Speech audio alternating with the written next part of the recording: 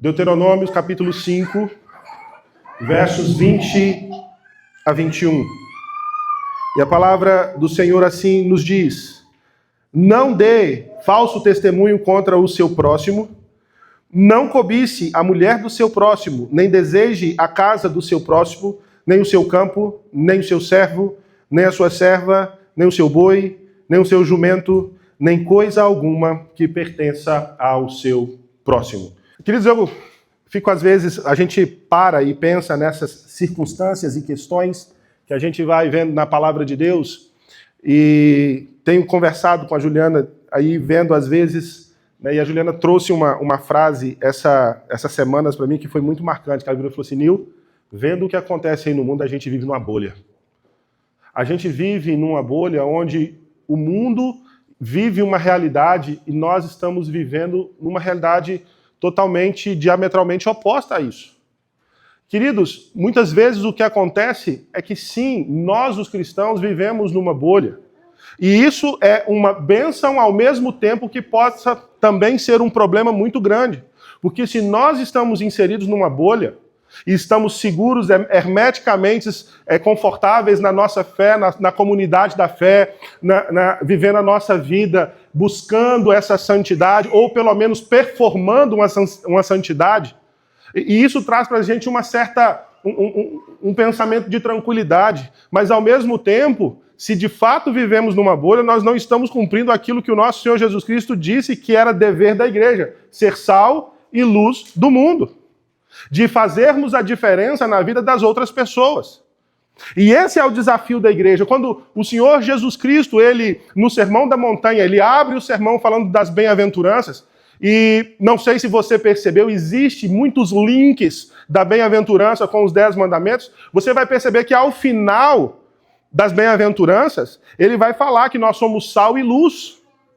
Antes disso, ele fala até que seríamos perseguidos por vivermos de acordo com a vontade da palavra de Deus. E a questão é que muitas vezes, queridos, aquilo que era para nós sermos como igreja, sal e luz, ou aquilo que os reformadores falavam, a consciência do mundo, a consciência do Estado, para que a justiça pudesse ser feita, nós nos enclausuramos, nós saímos da academia, nós saímos da área das artes, nós saímos das áreas dos governos, nós nos escondemos atrás das paredes da igreja, começamos a viver o mundinho, e quando o mal se alastrou e nós estamos vendo como a sociedade está degradada, nós começamos a reclamar e nós nos esquecemos que isso também é responsabilidade nossa. Porque nós achamos, e muito tempo, a consciência do cristianismo era o seguinte: viva a sua vida para Deus, ciência não importa, música não importa, é do capeta, as artes não importam, é pecado, os filmes, e a gente não lançou a luz do evangelho nessas áreas. E agora a igreja só está colhendo os desafios da sua própria omissão. Nós achamos que se estivéssemos salvos, sentados e satisfeitos, isso seria o suficiente. Mas agora o que está acontecendo é que não apenas as novas gerações, mas nós mesmos estamos sendo bombardeados, nós estamos sendo aí desafiados por esse mundo que está longe de Deus. E é aquilo que a própria palavra de Deus fala, que nos últimos tempos as coisas iriam de mal a pior, mas o próprio apóstolo Paulo fala, instruindo a Timóteo, que nós devíamos viver a vontade de Deus, viver as Escrituras, ensinar as Escrituras e pregar as Escrituras, quer seja oportuno, quer não.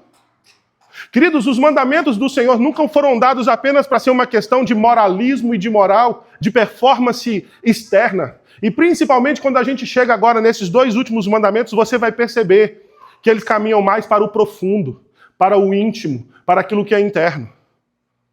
E nós olhamos então, queridos, e precisamos entender, sonhamos com uma sociedade perfeita, onde ninguém faz mal a ninguém, onde ninguém mente, onde ninguém trai, onde ninguém inveja. Mas, muitas vezes, queridos, o mundo está tão... os tentáculos do mundanismo e do mundo, do secularismo, estão tão amplos que eles adentraram até mesmo na realidade da igreja. E hoje, a igreja validou, a igreja normalizou aquilo que a palavra de Deus sempre disse que era para sermos contra a cultura, na contramão do mundo. Os 2 últimos mandamentos, eles parecem serem os menores, os menos preocupantes, mas são talvez os mais profundos no que diz respeito à segunda parte da lei. Nós olhamos e percebemos que quando Deus revela a sua vontade, Deus não apenas quer governar as ações externas do seu povo, mas Deus, ele também quer que nossa vida, os nossos desejos e as nossas palavras estejam debaixo do seu senhorio, estejam debaixo da sua autoridade. É por isso que os 10 mandamentos termina mostrando a verdadeira obediência do coração, a obediência que importa.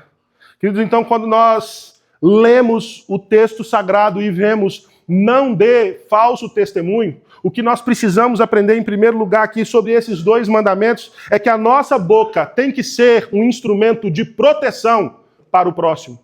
O fato de eu não dar falso testemunho, nós olhamos para aquilo que Moisés está aqui falando e vamos lembrar o contexto. Nós não estamos pregando os 10 mandamentos em Êxodo, quando a lei foi dada no primeiro momento. Nós estamos pregando os 10 mandamentos quando o povo está às portas da terra prometida, mostrando o Deus da aliança, o Deus que tem que governar a nação de Israel, porque a nação de Israel foi colocada ali estrategicamente para ser bênção para todas as nações. Nós não podemos esquecer que o chamado de Deus a Israel por meio de Abraão é: em ti serão benditas todas as famílias da terra. Israel foi colocada geograficamente no local estratégico, no local onde muitas pessoas precisam transitar. Naquela época, o movimento acontecia todo ali.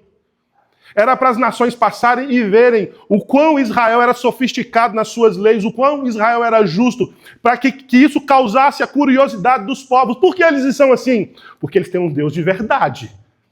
Eles têm um Deus fiel e justo. Então, queridos, nós percebemos que quando Moisés fala disso, aquela nação precisava ser uma nação honesta, justa, até mesmo no seu sistema judicial.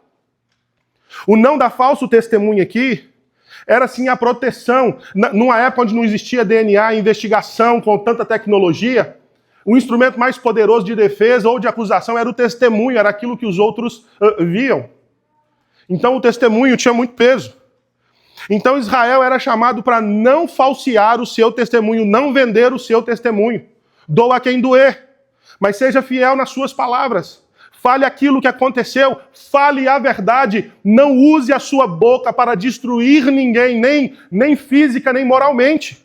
O testemunho falso destrói vidas. E se você percebe a importância, se você andar um pouco lá em Deuteronômio, no capítulo 19, no verso 15... você vai perceber que a preocupação de Deus e o como que o testemunho precisava ser dado, Deus estabelece a importância das testemunhas. Então, queridos, nós precisamos entender que esse mandamento ele não é uma coisa do Antigo Testamento. Ele não é uma coisa assim, porque tem muita gente que acha que Deus é um Deus meio esquizofrênico. Ele tem uma lei para o Antigo Testamento e uma lei para o Novo Testamento. É aquele negócio assim, quer saber? Apaga tudo e vamos começar tudo de novo. Não, queridos, a revelação é progressiva. Deus vai mostrando e Deus vai ampliando as coisas. Nenhum mandamento perdeu o efeito em Jesus Cristo. Eles são mais esclarecidos. Eles são mais incisivos. Eles revelam muito mais a nossa pecaminosidade. E uma das coisas que nós precisamos entender é que a nossa vida precisa transmitir a verdade. Porque a verdade é a única coisa que pode trazer, de fato, a consciência de uma liberdade. O próprio texto, no Evangelho de João, fala: e conhecereis a verdade, e a verdade vos libertará. Nós não podemos nada contra a verdade, senão pela verdade, já diz o apóstolo. A comunidade cristã é a comunidade que é chamada para viver a verdade. A comunidade cristã é a comunidade que precisa transmitir a verdade no mundo, onde tudo é relativo, no mundo onde tudo depende do ponto de vista, no mundo onde eu não sei distinguir 6 de 9, para quem está nas redes sociais sabe muito bem do que eu estou falando, de casais que colocam um número no meio da mesa e chamam o outro para ver de uma perspectiva. E às vezes a gente vai defender o relativismo, achando assim, não, o que importa é a maneira como eu enxergo as coisas. O que importa é a maneira como eu interpreto as coisas. O que importa é como eu me sinto em relação a isso. E muitas vezes, querido, nós estamos tão ensimesmados que nós temos a nossa verdade. Essa é a minha verdade. Poxa, mas se você tem a sua verdade, eu tenho a minha verdade e o outro tem a verdade dele, não existe verdade. E aí nós estamos num problema sério, porque nós não estamos vivendo num mundo de falsas verdades. E o que é uma falsa verdade? Senão uma bela mentira. E muitas vezes nós estamos ali olhando, e quando nós olhamos para esse mandamento, querido, esse mandamento proíbe mentira, esse mandamento fala da calúnia, da fofoca, esse mandamento fala das insinuações maliciosas, das meias-verdades, ou até mesmo do silêncio conivente com a injustiça. Nós precisamos olhar e entender que não é apenas sobre o testemunho judicial, mas tem a ver com aquilo que é a essência das nossas vidas. E como nós vivemos isso. Nós precisamos entender que quando olhamos para as primeiras tábuas da lei, os primeiros mandamentos nos ensinam a amar a Deus. Não ter outros deuses. Não adorar o Deus do jeito que você quer.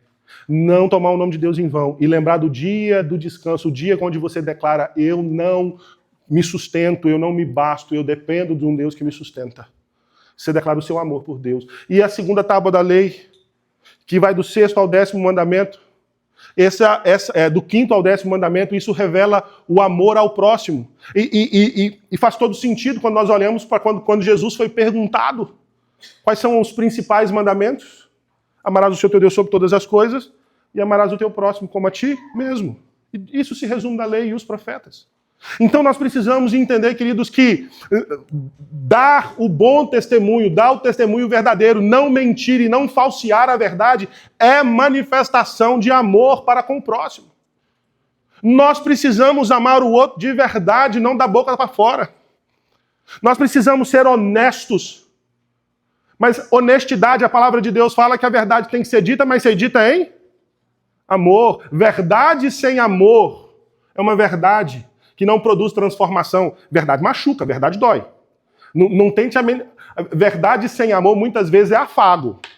Não é só maldade, não. A verdade sem amor produz efeitos piores que uma mentira. Ou iguais, vamos colocar assim para não categorizarmos. Verdade sem amor produz efeitos desastrosos como uma mentira. Mas a palavra nos chama a sermos honestos e verdadeiros, numa perspectiva não de amor próprio somente, mas de amor para com o próximo, amor para com o outro. Por isso, queridos, nós precisamos não apenas olhar o aspecto da proibição do mandamento, mas nós precisamos olhar também para o aspecto positivo do mandamento. Se eu não posso dar falso testemunho, significa que eu preciso defender a honra do próximo. Eu preciso olhar e ver que a honra, a moral, aquela pessoa não pode ser destruída pela minha fala, pela minha perspectiva, ou pelos sentimentos que eu nutro em relação àquela pessoa. Nós temos que defender o próximo, a honra do próximo. Nós precisamos proteger a reputação alheia. Nós não podemos chamar o bom de mal, nem o mal de bom. Nós não podemos omitir a verdade que abençoa a vida de alguém. Quando nós olhamos para os nossos símbolos de fé, a confissão de fé de Westminster, o catecismo maior e menor, nós percebemos o cuidado que aqueles irmãos do passado tiveram de examinar, de prescrutar as Sagradas Escrituras e perceber como isso se aplica em nossas vidas. E não diz apenas a uma questão judicial ou uma mentirinha ou uma mentirona. Tem o aspecto positivo de eu amar o outro através de falar a verdade, ainda que o prejuízo seja sofrido por mim.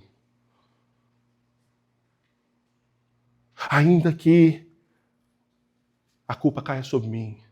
Quando erramos no trabalho, quando erramos com o patrão, quando erramos nos relacionamentos familiares, quando erramos, nós usamos a nossa boca para afetar o outro e não assumir a responsabilidade. Nós mentimos. Nós precisamos olhar, queridos, e entender que Deus é o Deus da verdade. Deus é o Deus verdadeiro, o único Deus supremo. E a nossa fala vai revelar quem nós estamos imitando. E a pergunta que nós precisamos responder é: o que a minha boca testemunha? E a gente fala de várias maneiras, queridos, e nós precisamos olhar para as nossas redes sociais e perguntar o que as nossas redes sociais falam. Quais são as informações? Quais são os testemunhos que nós estamos dando? Uma vez eu fui exortar, ou melhor, admoestar uma irmã, porque essa irmã estava tão naquela vibe da política, aquele negócio todo, e ela disparava muita coisa, inclusive as fake news que vinham, ela disparava todas. E um dia eu cheguei para ela e falei assim, minha irmã, você acha que isso é correto? Eu quero que o meu adversário perca. Então o que eu puder fazer para que ele perca, eu vou fazer. Não importa se eu fale fake news.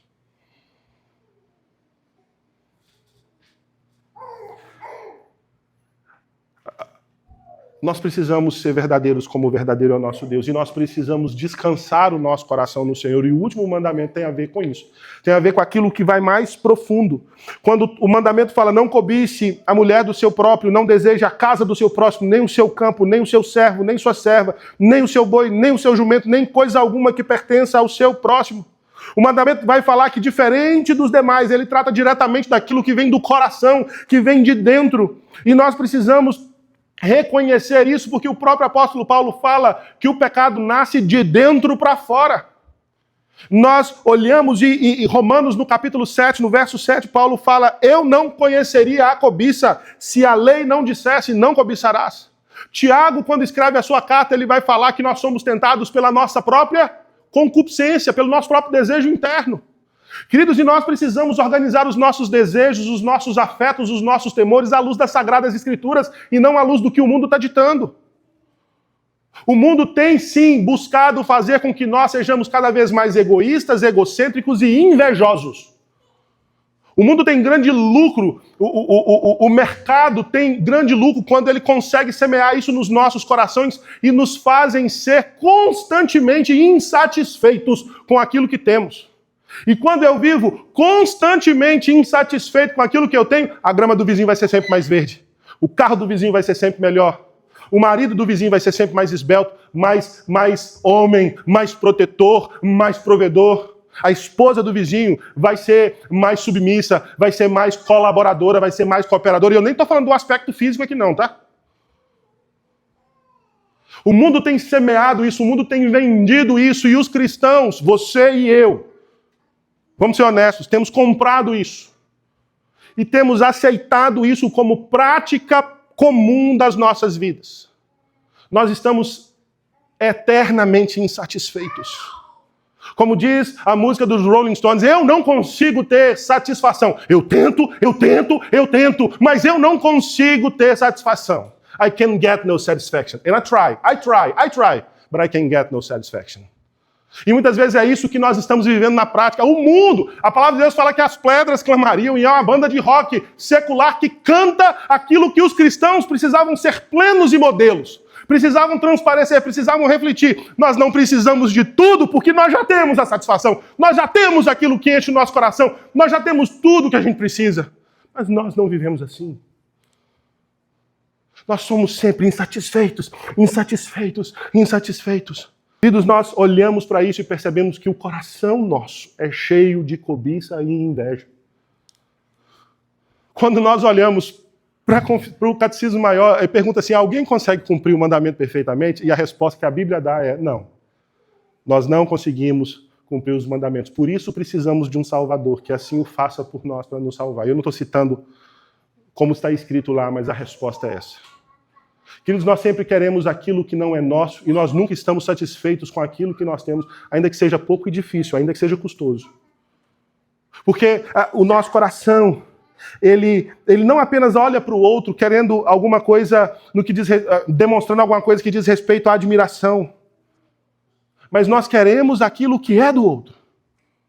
Nós queremos como outro uma coisa, deixa eu fazer um parênteses e dar uma explicação. Uma coisa é eu olhar o carro que o irmão tem e estou precisando comprar o carro e vou me aconselhar. Cara, eu vi que você comprou esse carro, meu irmão. É um carro bom, é seguro.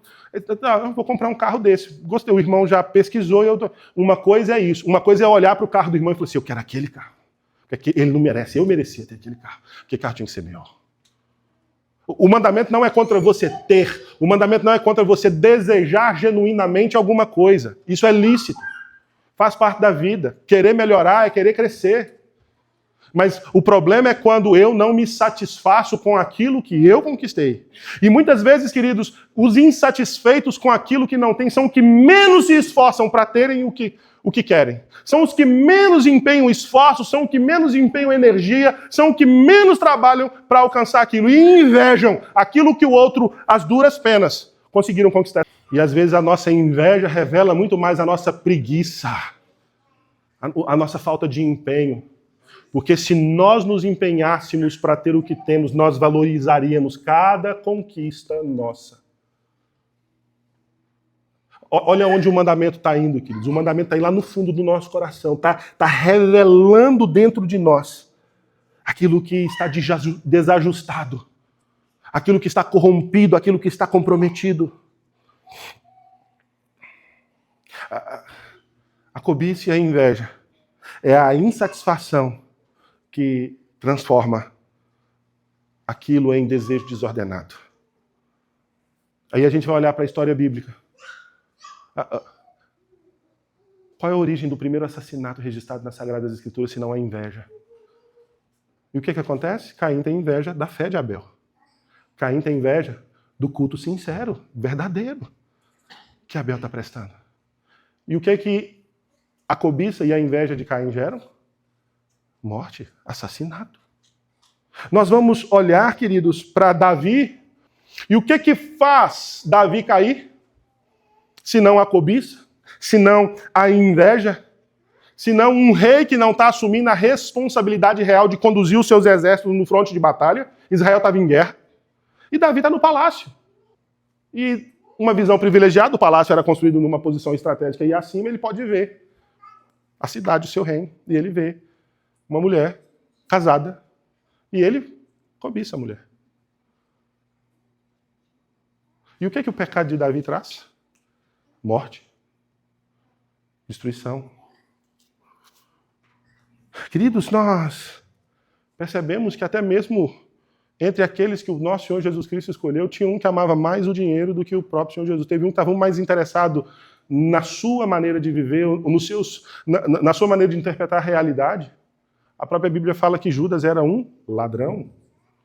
Então nós olhamos para isso e precisamos entender que a abrangência do mandamento não é meramente aquilo que o outro tem, ou uma postura externa com aquilo que o outro tem, mas a mulher, a casa, o campo, os servos, os animais, qualquer coisa. Nisso Deus está falando não apenas de um comportamento externo correto, mas um coração satisfeito pela providência divina. Querido, deixa eu falar uma coisa com você. Como é que é a sua vida hoje?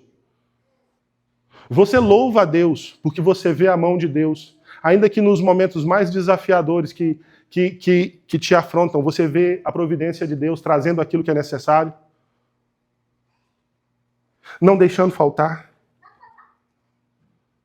A palavra de Deus no Salmo 139 fala que Deus tem os nossos dias escritos e determinados quando nenhum deles havia ainda. Então a história que nós estamos vivendo não é uma história que não está debaixo da soberania de Deus, mas muitas vezes nós estamos deixando de viver o melhor das nossas vidas porque nós estamos tão presos às circunstâncias que não percebemos que a graça de Deus continua atuando, que a mão de Deus continua nos protegendo, porque Jesus Cristo falou, eu vim para que tenham e tenham em alegria. Querido, se você está refém, se os seus sentimentos, se o seu coração está refém das circunstâncias, é porque você está colocando a sua alegria, a sua satisfação no lugar errado. Experimente transicionar a sua vida de um fatalismo para alguma coisa que fala, Deus, eu quero te glorificar e quero me alegrar nas piores circunstâncias da minha vida, porque eu sei que o meu Redentor vive. E eu não estou vivendo uma história alheia.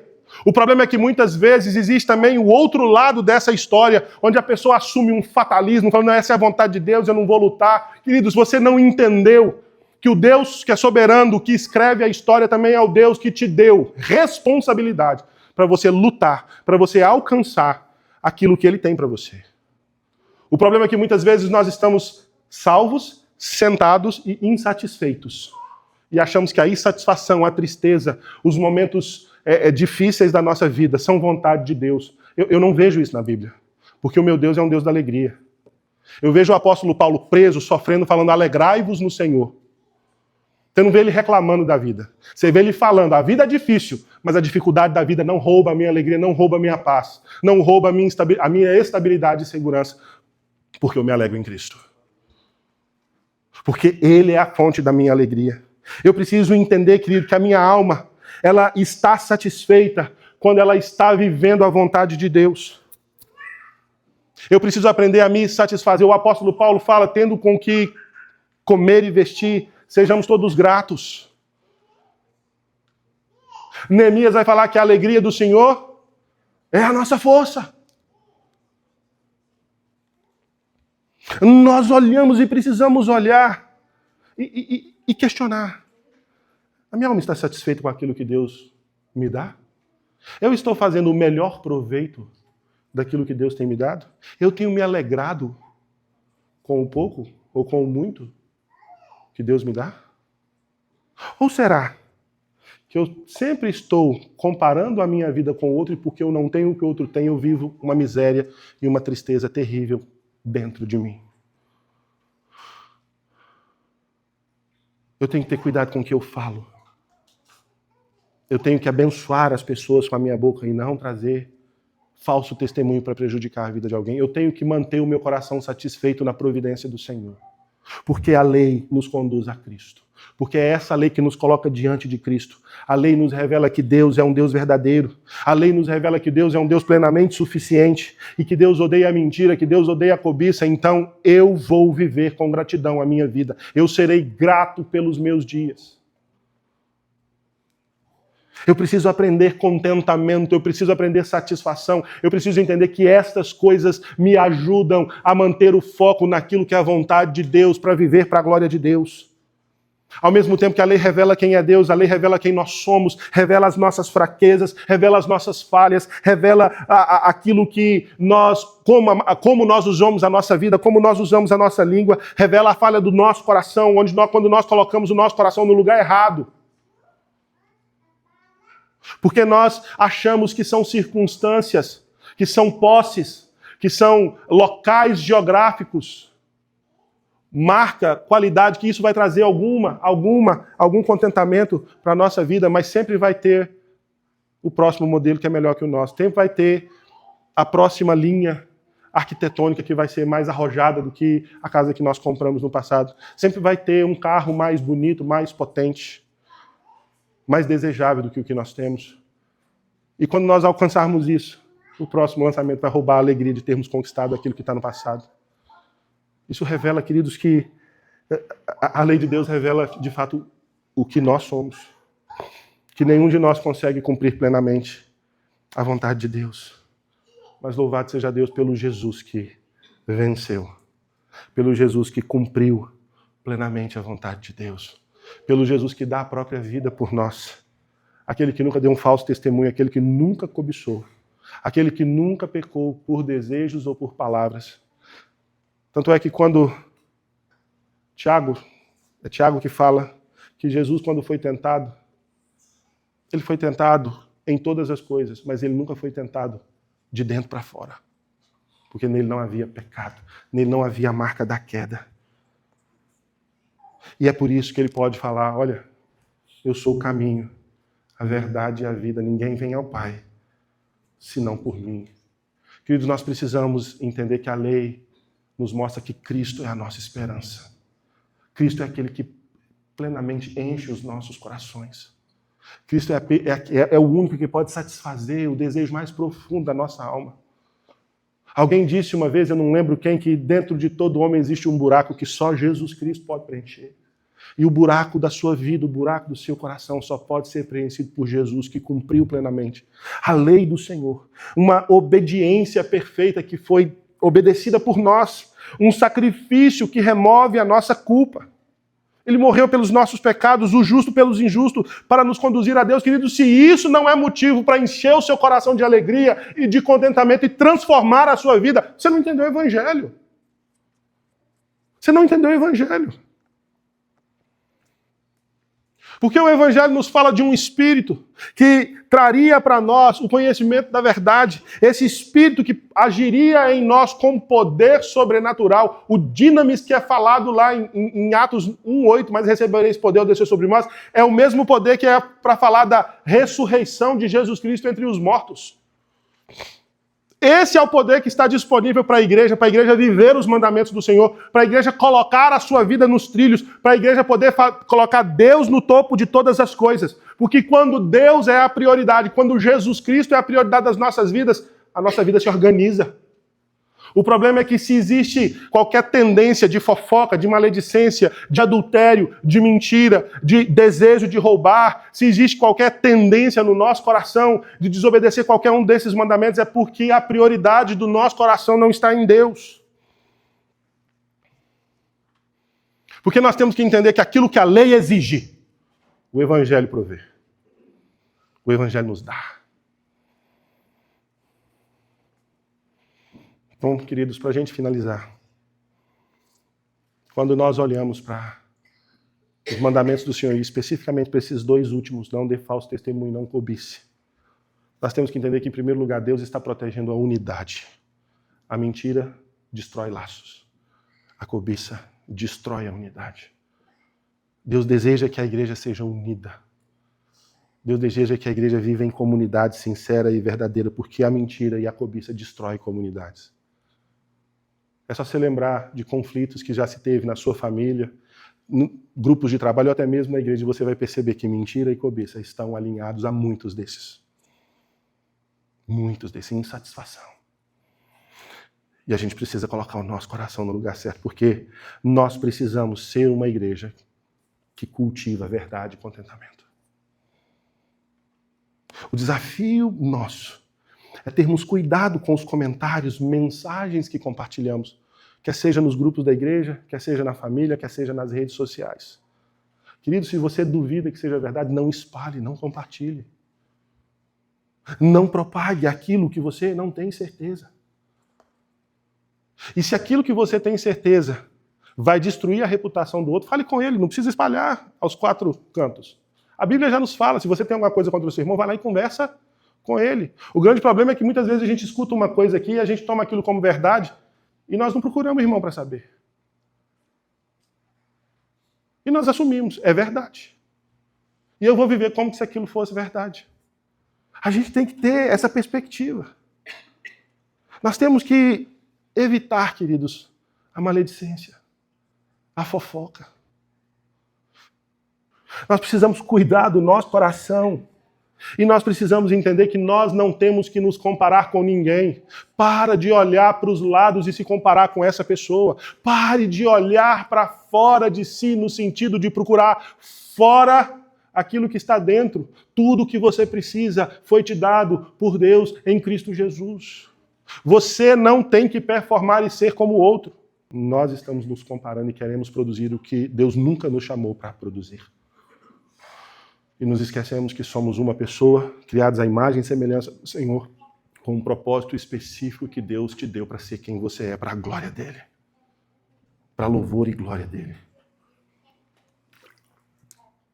Nós precisamos entender que um coração contente é fruto de confiança no Deus que não falha.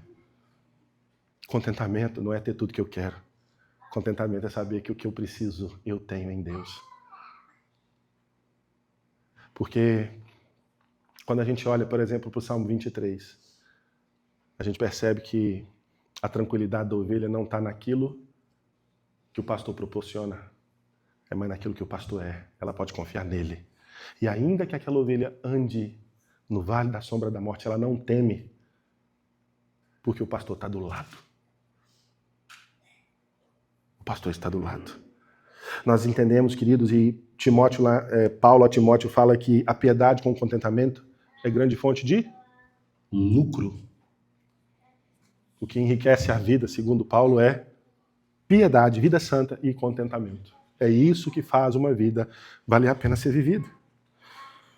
Então, nós precisamos entender que a lei do Senhor tem a ver com não apenas uma mudança externa, mas tem a ver com a troca do coração. Aquilo que é prometido pelo profeta, que Deus ia tirar o coração de pedra e ia nos dar um coração de carne, um coração transformado. Deus exige muito mais do que mãos limpas. Tem muita gente que performa a santidade. Tem muita gente que você vê, nossa, pessoa é santa, mas lá no fundo do coração, só Deus pode prescrutar e só Deus pode ver. E o que Deus requer de nós é um coração santo. E nós olhamos para Jesus Cristo e vemos em Jesus Cristo o modelo que nós devemos seguir. E que nós possamos seguir. Que a nossa língua seja muito mais escudo do que espada. Que o nosso coração encontre sempre descanso na bondade de Deus. E que a verdade e o contentamento sejam sempre marcas evidentes do povo do Senhor Jesus Cristo. O salmo que nós lemos na introdução, eu quero usá-lo para encerrar essa série de mensagens. Que as palavras dos meus lábios e o meditar do meu coração sejam agradáveis na tua presença, Senhor, rocha minha e redentor meu. Deus te abençoe, em nome de Jesus.